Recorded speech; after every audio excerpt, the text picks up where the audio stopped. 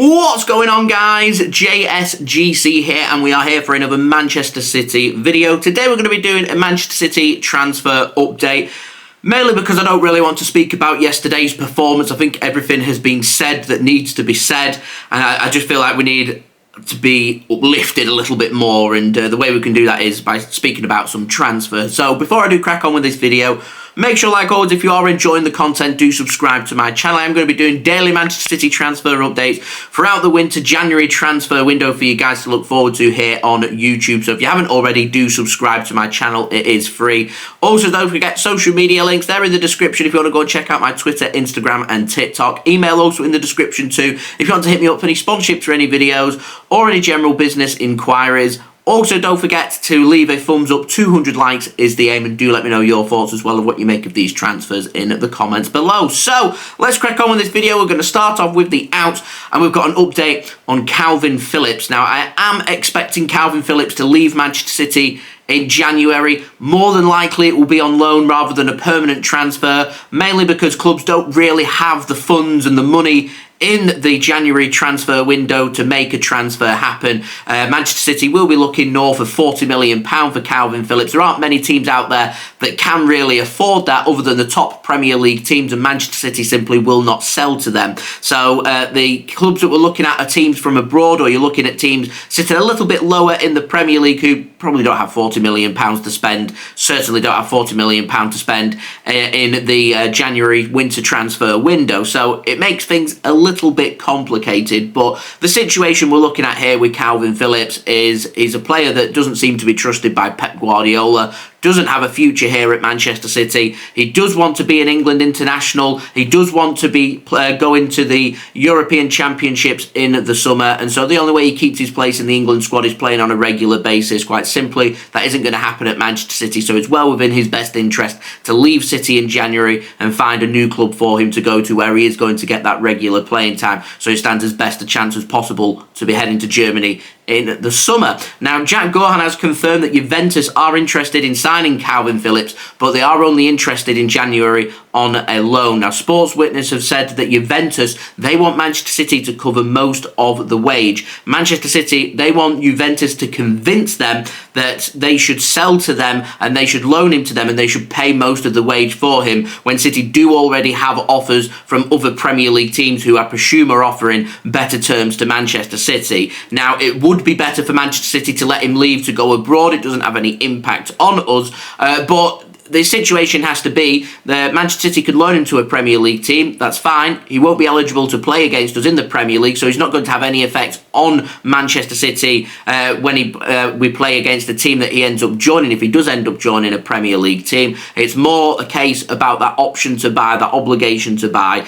You're going to find very few teams willing to put in an obligation to buy, but I think that's what Manchester City need to be pushing hard to do in January. I want Manchester City to be nice and active. I want Manchester City to be sorting out at least one of the problems that we have in our squad, and one of the biggest teething problems that we've got is quality in central midfield that's been on display all season and has started to resurface now more than ever over the last 3-4 games for Manchester City. So if we've got central midfielders on the bench who aren't trusted by Pep Guardiola, it tells me that Manchester City need to bring in a player that Pep Guardiola wants at Manchester City. So to me, it needs to be a signing that Pep gives the authority for. I think Chicky should be sitting down with Pep Guardiola and saying, what players do you want us to sign? Who have you watched so far this season that you've been impressed with, that you think could offer something to Manchester City when it comes to maybe playing in our current system or wanting to change our system? Manchester City,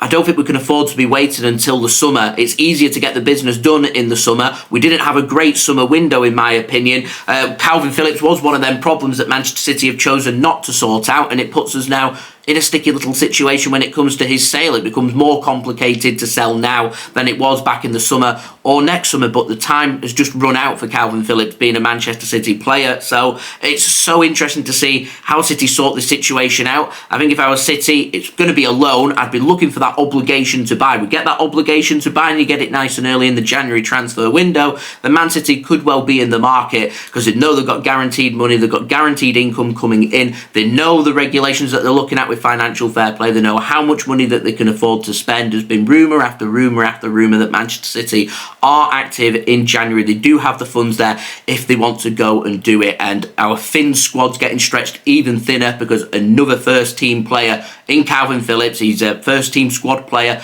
he will leave. So it stretches the squad even thinner. And to me, that means there is room in the squad for Manchester City to make at least one addition. If I'm being completely honest with you guys, I think City are maybe 3, 4, 5 players short, which shows you how bad the summer window was for Manchester City, that these problems just haven't been addressed in the squad. But that's obviously not going to be sorted out all in January, but we can sort out one of them, in my opinion. We do have the money to go and do it. So as long as you're not targeting a player from a top club, then Manchester City do have a little bit of leverage when it comes to spending some money. We know we had the money for Lucas Paqueta in the summer. That money is still available to Manchester City. Does City want to take the risk? Will he be able to clear his betting allegations in time for January? Probably not. Do you take the punt anyway? Do you go for somebody else? What do they do? Do let me know in the comments below. So, moving on to the ins, we've got a youngster. It comes in the form of a new name, and it comes in the form of Vasilije Adzic. I hope I said his name correctly there. He's a 17-year-old Montenegro midfielder, plays for Buducnost Podgorica. I hope I've said their name right as well. But their director of football, Andrija Delibasic, he has said that he's the best prospect in Europe. And he says that the club, the player, the family, they're all going to sit down. They're going to speak about Adzic's future amid interest coming in from both Manchester City and Barcelona. Really interesting. Man City are looking at their academy. We sold a lot of academy players over the last couple of summers. It means the academy now, we're relying on that conveyor belt. We've got lots of upcoming prospects, 14, 15, 16 years old. They're not ready. They're not going to be ready for another 2 or 3 years, which means Manchester City will be looking at that gap, 16, 17, 18-year-olds, even 19-year-olds, to bring into the academy,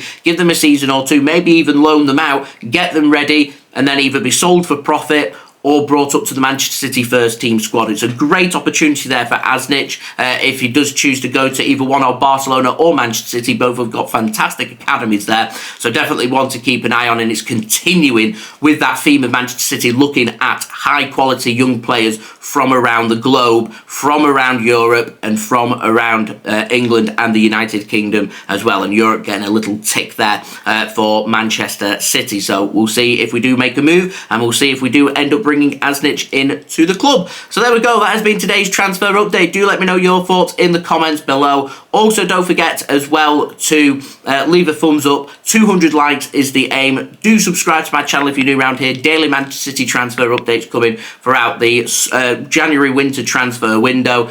Do also remember to go and check out my social media links. You can find them in the description for my Twitter, Instagram and TikTok. Email also in the description too if you want to hit me up for any sponsorships or any videos or any general business inquiries. Let me know your thoughts in the comments. January, what business would you like Manchester City to go and do? And I'll see you all again real soon for the next Manchester City video. So I've been JSGC. Thank you everyone for watching. Hope everyone is safe and well. Peace. Ciao for now.